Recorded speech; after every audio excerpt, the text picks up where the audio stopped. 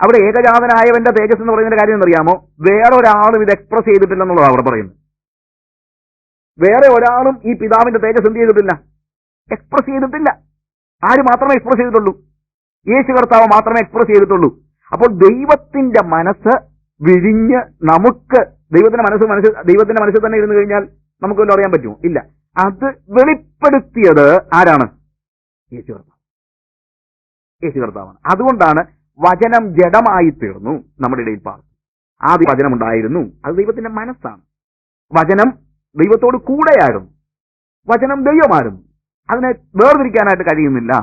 അവൻ ഏകജാതനായവന്റെ തേജസ്സാണ്.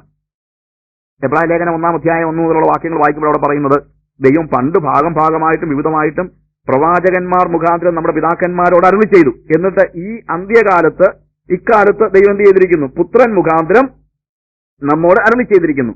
അവനെ താൻ സകലത്തിനും അവകാശിയാക്കി വെച്ചു, അവൻ മുഖാന്തരം ലോകത്തെയും ഉണ്ടാക്കി. നോക്ക്, യോഹന്നാന്റെ സുവിശേഷം 1-ാം അധ്യായത്തിൽ പറയുന്നതിന്റെ ഒരു കുറെ കൂടെ വിശാലമായ ഒരു എക്സ്പ്രഷൻ അവിടെ കാണുന്നത്. എന്നിട്ട് എന്താ പറയുന്നത് അറിയാമോ? അവന്റെ തേജസിന്റെ പ്രഭയും സത്വത്തിന്റെ മുദ്രയും സകലത്തെയും തന്റെ ശക്തിയുള്ള വചനത്താൽ വഹിക്കുന്നവനും ആകൊണ്ട്. നോക്ക്, അവന്റെ തത്വത്തിന്റെ തേജസിന്റെ പ്രഭയും, he is the exact resemblance of God's glory and the very stamp of his nature. അവന്റെ തേജസിന്റെ പ്രഭയാണ്, അവൻ തത്വത്തിന്റെ മുദ്രയാണ്. അവിടെ മുദ്ര എന്ന് പറയുന്നത് നമ്മൾ പറയുന്ന ഈ റബ്ബർ സ്റ്റാമ്പിനെ കുറിച്ച് തന്നെയാണ് മുദ്ര എന്ന് പറയുന്നത്. അപ്പോൾ എബ്രായ ലേഖനകാരൻ പറയുന്നതെന്നറിയാമോ? പണ്ട് കാലത്ത് ദൈവത്തെ പ്രവാചകന്മാർ അറിഞ്ഞത് in many and various vase.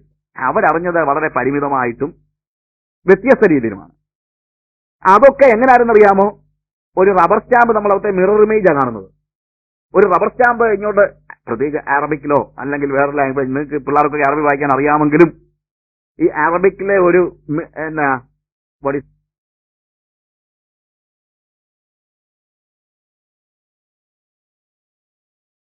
പറയുന്നത്, പ്രവാചകന്മാര് ദൈവത്തെ നോക്കി അവർക്ക് മനസ്സിലായ രീതിയിലൊക്കെ നമ്മളോട് പറഞ്ഞു.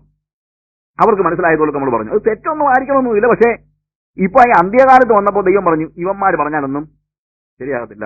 അതുകൊണ്ട് എന്ത് ചെയ്തു? അവൻ ആ സീൽ അങ്ങോട്ട് അടിച്ചു. എവിടെ അടിച്ചത്? യേശു ക്രിസ്തുവിലേക്ക്. അവൻ പറഞ്ഞു, നോക്കിക്കോ ഞാൻ എങ്ങനെ ഉണ്ടെന്നുള്ളത് നീ ഒന്ന് കണ്ടു. ഹല്ലേലൂയ. അതാണ് അവൻ തത്വത്തിന്റെ മുദ്രയാണെന്ന് പറയാൻ കാര്യം. ദൈവം എങ്ങനെ ഉണ്ടെന്നുള്ളത്, അല്ലെങ്കിൽ ദൈവത്തെ അറിയാനായിട്ട് നമുക്കിപ്പോ എന്താ റബ്ബർ സ്റ്റാമ്പെ നോക്കി വായിക്കുന്നത് പോലെ വായിക്കേണ്ട കാര്യമില്ല. പകരം ആരെ നോക്കിയാൽ മതി? അത് യേശുവിലേക്ക് നോക്കിയാൽ മതി. വചനം ജഡമായി തീർന്നു, അവൻ എക്സ്പ്രസ് ചെയ്തിരിക്കുന്നു. ദൈവം ആരാണ്, ദൈവം എന്താണ്, ദൈവത്തിന്റെ മനസ്സെന്താണ്, ഇതെല്ലാം ദൈവം ആരിൽ എക്സ്പ്രസ് ചെയ്തിരിക്കുന്നു?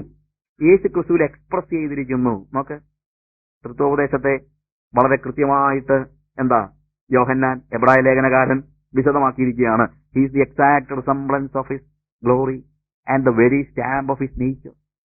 In the beginning there was word and the word was with God and the word was God. അവൻ ദൈവമായിരുന്നു, ഇല്ലേ? ഉളവായതൊന്നും അവനെ കൂടാതെ ഉളവായത് അല്ല. ആദ്യത്തെ സൃഷ്ടിയിൽ തന്നെ അവനും ഉണ്ടായിരുന്നു. നമ്മൾ ഉദ്ദേശിക്കുന്നത് പോലെ എന്താ, നമ്മൾ ദൈവത്തെ മൂന്നായിട്ട് നമ്മൾ മാറ്റാനായിട്ട് നമുക്ക് കഴിയത്തില്ല. സൃഷ്ടി നടത്തിയത് ദൈവം, സ്ഥിതി നടത്തുന്നത് യേശു, അത് കഴിഞ്ഞിട്ട് പിന്നെ സംഹരിക്കാൻ, അങ്ങനെയൊന്നുമല്ല. നമ്മളുടെ ദൈവശാസ്ത്രം അനുസരിച്ച് എന്താണ് വേദപുസ്തകം പഠിപ്പിക്കുന്നത്? വളരെ കൃത്യമായിട്ട് പഠിപ്പിക്കുന്നു. എല്ലാ പ്രവൃത്തിയും എല്ലാവരും ഒരുമിച്ചാണ് ചെയ്യുന്നത്. സൃഷ്ടിയിൽ ആരുണ്ടായിരുന്നു? യേശു ഉണ്ടായിരുന്നു എന്നവിടെ കാണുന്നത്. ഉളവായതൊന്നും അവനെ കൂടാതെ ഉളവായതല്ല. ഉളവായതൊന്നും അവനെ കൂടാതെ ഉളവായതല്ല. പ്രിയമുള്ളവരെ, സൃഷ്ടി നടത്തുമ്പോൾ യേശു ക്രിസ്തു ഉണ്ടായിരുന്നു. സൃഷ്ടി നടത്തുമ്പോൾ പരിശുദ്ധാത്മാവ് ഉണ്ടായിരുന്നു. പിതാവായ ദൈവം ഉണ്ടായിരുന്നു. ട്രയൂൺ ഗോഡാ സൃഷ്ടി നടത്തിയത്. അതുപോലെ തന്നെ കാൽവറി ക്രൂശിൽ മരിച്ചത് ഇവർ മൂന്നുപേരും കൂടാ. It is God. It is God. നമുക്ക് മനസ്സിലാക്കാനുള്ള എക്സ്പ്രഷൻ എന്ന നിലയിലാണ് എന്ത്? യേശു ക്രിസ്തു. കാര്യം അതുകൊണ്ടാണ് പറഞ്ഞത് appearance. It appeared as Jesus but it is God. കാര്യം ദൈവത്തിന്റെ മനസ്സിനെ മാറ്റിവെക്കാൻ പറ്റത്തില്ല. ദൈവത്തിൽ നിന്നും ദൈവത്തിന്റെ മനസ്സിനെ മാറ്റിവെക്കാനായിട്ട് പറ്റത്തില്ല. ആൻഡ് ദ ഹോളി സ്പിരിറ്റ്, അതിനെക്കുറിച്ച് നമുക്ക് വീണ്ടും പഠിക്കുന്നുണ്ടല്ലോ. അതുകൊണ്ട് ഞാൻ അതിനെക്കുറിച്ച് കൂടുതലായിട്ട് പറയാൻ ഉദ്ദേശിക്കുന്നില്ല. Holy spirit is the spirit of the risen Christ. അത് വ്യത്യാസം ഉണ്ടാകുന്നില്ല. It is the triune God. ത്രിയേക ദൈവമാണ് എല്ലാ പ്രവൃത്തികളും ചെയ്യുന്നത്. ത്രിയേക ദൈവമാണ് എല്ലാ കാര്യങ്ങളും നിർവഹിക്കുന്നത്. അവിടെ ഒരു ദൈവം മറ്റൊരു ദൈവം എന്ന് മാറ്റി പറയാൻ കഴിയത്തില്ല. അങ്ങനെ പറയുമ്പോഴാണ് തൃത്വോപദേശത്തിന് പ്രശ്നം ഉണ്ടാകുന്നത്. ഞാൻ പറഞ്ഞ മനസ്സിലാകുന്നത്, ഇത് മൂന്നായിട്ട് നമ്മൾ പറയുമ്പോൾ ഇറ്റ് ഈസ് ഡിഫിക്കൽട്ട് എന്നുള്ളതല്ല. And that is not what exactly meant. അതല്ല യഥാർത്ഥത്തിൽ അർത്ഥമാക്കിയിരിക്കുന്നതും. അവൻ ദൈവത്തിന്റെ മനസ്സ്, God, his mind which he express through word, that is Jesus Christ. വചനം എന്നതിലൂടെ അവൻ മനസ്സിലാക്കിയ അല്ലെങ്കിൽ അവൻ വെളിപ്പെടുത്തിയതായ ദൈവത്തിന്റെ മനസ്സ്. And you know what is the holy spirit? Holy spirit is his heart. ദൈവത്തിന്റെ ഹൃദയമാണ്.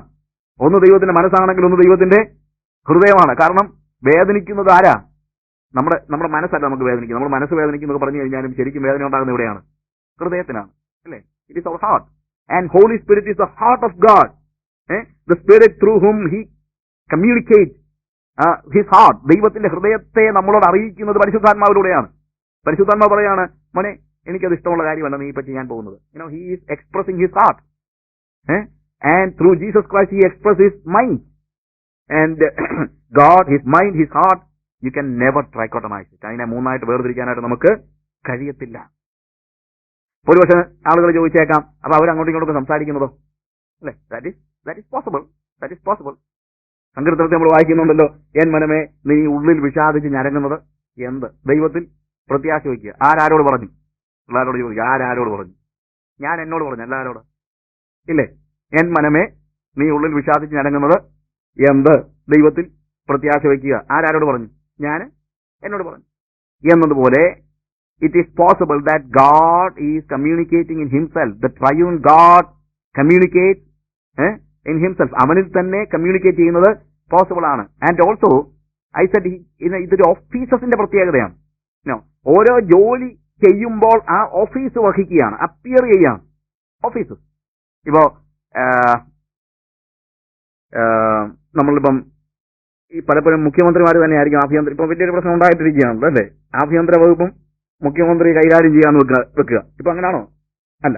ഓക്കെ, അങ്ങനെ ആയിരുന്നല്ലോ ഇതുവരെ ഉണ്ടായിരുന്ന, പലപ്പോഴും ഉണ്ടായിട്ടുള്ള കാര്യമാണ്. ആഭ്യന്തരമന്ത്രി തന്നെയാണ്, മുഖ്യമന്ത്രി തന്നെയാണ് ആഭ്യന്തര വകുപ്പ് കൈകാര്യം ചെയ്യുന്നത്. അപ്പോൾ ഒരു പ്രശ്നം ഉണ്ടായെന്ന് വെച്ചാൽ മുഖ്യമന്ത്രി തന്നെ ഉത്തരവിടുകയാണ്, ഇന്ന കാര്യത്തെക്കുറിച്ച് അന്വേഷിക്കണം, പോലീസ് അന്വേഷണം ഉത്തരവിടുന്നു. ആരാ ഉത്തരവിടുന്നത്? മുഖ്യമന്ത്രി. അതിനകത്ത് ഒപ്പിടുന്ന ആരാ? മുഖ്യമന്ത്രി, ഇല്ലേ? അപ്പോൾ ആഭ്യന്തര വകുപ്പ് അന്വേഷിച്ച് റിപ്പോർട്ട് കൊടുക്കുന്ന ആരാ? ആഭ്യന്തരമന്ത്രി. ആഭ്യന്തരമന്ത്രി എന്ന നിലയിൽ ഒപ്പിടുന്ന ആരാ? മുഖ്യമന്ത്രി തന്നെ. അത് കഴിഞ്ഞിട്ട് മുഖ്യമന്ത്രിയുടെ ഓഫീസ് വന്നപ്പോൾ അത് സ്വീകരിച്ചതായിട്ട് അക്നോളജ് ചെയ്യുന്ന ആരാ? മുഖ്യമന്ത്രി. ഒപ്പിടുന്ന ആരാ? മുഖ്യമന്ത്രി. ഈ കെ നായനാർ രണ്ടും കൂടി ഒരുമിച്ച് കൈകാര്യം ചെയ്താണോ? അല്ലേ? റൈറ്റ്. അപ്പൊ ഈ കെ നായനാർ ഒപ്പിട്ട്, കരുണാകരൻ പണ്ട് ഒരിക്കലും വിട്ടു കൊടുക്കത്തില്ലായിരുന്നു. കരുണാകരന് അല്ലെങ്കിൽ ഈ കെ നായനാരോ ഓർഡർ കൊടുക്കുകയാണ്, ഇന്ന കാര്യത്തെക്കുറിച്ച് അന്വേഷിക്കുക. ആഭ്യന്തര വകുപ്പ് കാര്യത്തെക്കുറിച്ച് അന്വേഷിച്ച് റിപ്പോർട്ട് എഴുതുമ്പോൾ അതിന്റെ താഴെ ഒപ്പിടുന്ന ആരാണ്? ഈ കെ നായനാർ. അത് കഴിഞ്ഞിട്ട് അക്നോളജ് ചെയ്തെന്ന് പറയുന്ന ആരാണ്? ഈ കെ നായനാർ. അത് കഴിഞ്ഞിട്ട് ഇതിന് ആക്ഷൻ എടുക്കുന്ന ആരാണ്? ഈ കെ നായനാർ, ഇല്ലേ? പക്ഷേ ചെയ്തത് ആരൊക്കെയാണ്? ഒന്ന് ആഭ്യന്തരമന്ത്രി, ഒന്ന് മുഖ്യമന്ത്രിയുമാണ്, ഇല്ലേ? എന്നതുപോലെ യു കനോട്ട് ട്രൈക്കോട്ടമൈസ് ഗോഡ്. അവന്റെ ഓഫീസസിലുള്ള വ്യത്യാസം മാത്രമേ ഉള്ളൂ. ചെയ്യുന്നതെല്ലാം ഇന്നസെൻസ് ആരാണ്? ഇറ്റ് ഈസ് ഗോഡ്, ദൈവമാണ്. You understand? ഞാൻ കുറച്ചൊക്കെ പരിശ്രമിച്ചു എന്നുള്ളതേ ഉള്ളൂ ഈ കാര്യത്തിലൊക്കെ. അതുകൊണ്ട് ഇത് പെർഫെക്റ്റ് ആണെന്നൊന്നും അർത്ഥമൊന്നുമില്ല. ട്രിനിറ്റിയുടെ യാഥാർത്ഥ്യങ്ങളെല്ലാം മാനുഷിക ബുദ്ധിയിൽ ആകണമെന്നില്ലെന്നല്ല, ഒതുങ്ങത്തില്ല എന്നുള്ളത് തന്നെയാണ് അതിന്റെ യാഥാർത്ഥ്യം. കൊലോസ്യ ലേഖനം 2-ാം അധ്യായം 3-ാം വാക്യത്തിൽ യേശുക്രിസ്തുവിനെ കുറിച്ച് പറയുമ്പോൾ, ക്രിസ്തുവിൽ അവന് ജ്ഞാനത്തിന്റെയും പരിജ്ഞാനത്തിന്റെയും നിക്ഷേപങ്ങളൊക്കെ ഗുപ്തമായിട്ട് കിടക്കുന്ന, അതിന്റെ പാരഫ്രൈസ് വേർഷൻ പറയുന്നത്, in him lie hidden all the mighty untapped treasures of wisdom and knowledge. അവനിൽ ജ്ഞാനത്തിന്റെയും പരിജ്ഞാനത്തിന്റെയും നിക്ഷേപങ്ങളൊക്കെ ഗുപ്തമായിട്ട് കിടക്കുന്നില്ല. Mighty untapped treasures. Untapped, that means ഇതുവരെ ക്യാപ്പ് തുറന്നിട്ടില്ലെന്ന്. ഇതുവരെ ക്യാപ്പ് തുറക്കാൻ പറ്റാത്ത നിലയിൽ എന്താണ് അവനെ കുറിച്ച്, അവനിൽ ജ്ഞാനത്തിന്റെയും പരിജ്ഞാനത്തിന്റെയും treasures of wisdom and knowledge, that is there. And even ഇത്രയും നൂറ്റാണ്ടുകൾക്കിടയിൽ പോലും എന്താണ്, even we couldn't even untap it. അതും തുറന്ന് ഉപയോഗിക്കാനല്ല, ഒന്ന് തുറക്കാൻ പോലും കഴിയാത്ത, അല്ലെങ്കിൽ അത്രയ്ക്കും ആഴത്തിലുള്ള, നമ്മളൊക്കെ അതിന്റെ എന്താണ് ട്രിക്ലിംഗ് വാട്ടേഴ്സ് കുറച്ച് ഡ്രോപ്സ് എടുത്തിട്ട് നമ്മൾ പറയാണ് we know who God is എന്നൊക്കെ പറയുന്നതിനകത്ത് അർത്ഥം അത്രേ ഉള്ളൂ. ആൻഡ് ആ ട്രിനിറ്റിയോ അല്ലെങ്കിൽ അതുപോലെയുള്ള ദൈവിക സത്യങ്ങൾ ഹ്യൂമൻ വേയിൽ പറഞ്ഞു മനസ്സിലാക്കുക എന്ന് പറയുന്നത് that is impossible. It is untapped ആണ്. അത് ഇതുവരെയും ടാപ്പ് ചെയ്തിട്ടില്ലാത്തതാണ്. അത് മനസ്സിലാക്കാൻ കഴിയുമെന്നൊക്കെ നമ്മൾ അഹങ്കരിച്ചു കഴിഞ്ഞാൽ ശരിയല്ല. Saint Augustine was the most known philosopher cum theologian ever lived in the world. ഏറ്റവും അറിയപ്പെടുന്ന ദൈവശാസ്ത്രജ്ഞനും ഫിലോസഫറുമായിരുന്നു ആര്? Saint Augustine. സെയിന്റ് അഗസ്റ്റിൻ ഒരിക്കലും കർത്താവിനോട് പ്രാർത്ഥിച്ചു, കർത്താവേ, I want to know who you are and I want to know the inner meaning, in depth of your and it is written that it is untapped treasure. I want to just tap it. എനിക്കതെല്ലാം തുറന്ന് എനിക്ക് ഉപയോഗിക്കണം, എനിക്ക് ജ്ഞാനവും പരിജ്ഞാനവും എല്ലാം കിട്ടണം. കാര്യം അവന് കുറച്ച് ബുദ്ധിയൊക്കെ ഉണ്ടല്ലോ. അന്നേ കർത്താവ് അവനോട് പറഞ്ഞു, ഇറ്റ് ഈസ് ഡിഫിക്കൾട്ട്, നിനക്കതൊന്നും മനസ്സിലാക്കാൻ കഴിയുകയില്ല. പക്ഷെ ഇവന്റെ മനസ്സിൽ നിന്നുള്ള ഈ ആഗ്രഹം പോയില്ല. കാര്യം ജ്ഞാനത്തോടുള്ള അതുപോലെയുള്ള ഒരു അഭിനിവേശം അഗസ്റ്റിന് ഉണ്ടായിരുന്നു. അവനിങ്ങനെ ഒരു ദിവസം നടന്നു പോയ കൂട്ടത്തില് ഒരു കടൽക്കരയിലൂടെ നടക്കുമ്പോൾ രണ്ട് പിള്ളേർ അവിടെ കളിച്ചുകൊണ്ടിരിക്കുകയാണ്. കളിക്കുന്നതെന്ന് ചോദിച്ചു കഴിഞ്ഞാല് അവര് ഈ കക്ക ഉണ്ടല്ലോ, കക്ക, അതിന്റെ ഷെൽ, അതിന്റെ ഷെല്ല് കൊണ്ട് ഒരു കുഴി കുഴിച്ചു, വലിയ കുഴി കുഴിച്ചിട്ട് ഇവരെന്ത് ചെയ്യുന്നറിയാമോ? ഈ ഷെല്ല് കൊണ്ട് സമുദ്രത്തിൽ പോയിട്ട് അതിനകത്ത് വെള്ളം നിറച്ചിട്ട് ഈ കുഴി കൊണ്ടൊഴിക്കുകയാണ്. ഉടനെ അഗസ്റ്റിൻ ചോദിച്ചു, കിഡ്സ്, വാട്ട് യു ഡൂയിങ്? എന്തോ ചെയ്തുകൊണ്ടിരിക്കുക? ഞാൻ പറഞ്ഞു, ഞങ്ങൾ ഈ കുഴിയിൽ വെള്ളം നിറച്ച് സമുദ്രം പറ്റിക്കാൻ പോവാണ്. ഞങ്ങൾ സമുദ്രം പറ്റിക്കാൻ പോവുകയാണ്. എങ്ങനെയാണ്? ഞങ്ങൾ ഈ വെള്ളം എല്ലാം എങ്ങോട്ട് ഒഴിക്കാൻ പോവുകയാണ്? ഈ കുഴിയിലോട്ട് ഒഴിച്ച് ഞങ്ങൾ സമുദ്രം വറ്റിക്കുവാൻ പോവുകയാണ്, സമുദ്രം പറ്റിക്കാൻ പോവുകയാണ്. അതൊരിക്കലും സംഭവിക്കുന്ന കാര്യമല്ല. ഒന്നാമത്തെ കാര്യം, ഇത് കുഴി എന്ന് പറയുന്നത് എന്തുവാ? It's A very small thing. നീ ഈ ഷെല്ലും കൊണ്ട് ഇതിനകത്ത് വെള്ളം കൊരി ഒഴിച്ചു കഴിഞ്ഞാൽ ഇതുപോലെ നടക്കുന്ന കാര്യമാണോ? അത് നടക്കത്തില്ല. ഇവർ സമ്മതിക്കത്തില്ല. പിള്ളേർ പറഞ്ഞു, നോ, ഞങ്ങളിത് ചെയ്യാൻ പോവാണ്. We are going to dry up this ocean and fill this pit. ഈ ചെറിയൊരു കുഴിക്കകത്ത് ഞങ്ങള് ഈ ഓഷ്യൻ കംപ്ലീറ്റ് ഞങ്ങള് പറ്റിച്ചിട്ട് ഞങ്ങൾ എന്ത് ചെയ്യാൻ പോവുകയാണ്? ഇതിനകത്ത് ചെയ്യാൻ പോവുകയാണ്. അപ്പോൾ ദൈവാത്മാവ് വലിയ അഗസ്റ്റിനോട് പറഞ്ഞു, അഗസ്റ്റിൻ, നീയും പരിശ്രമിക്കുന്നത് ഏതാണ്ട് അതുപോലൊക്കെ തന്നെയുള്ള കാര്യമാണ്, അല്ലാതെ ഇതിക്കുള്ളൊന്നും സംഭവിക്കാൻ പോകുന്നില്ല.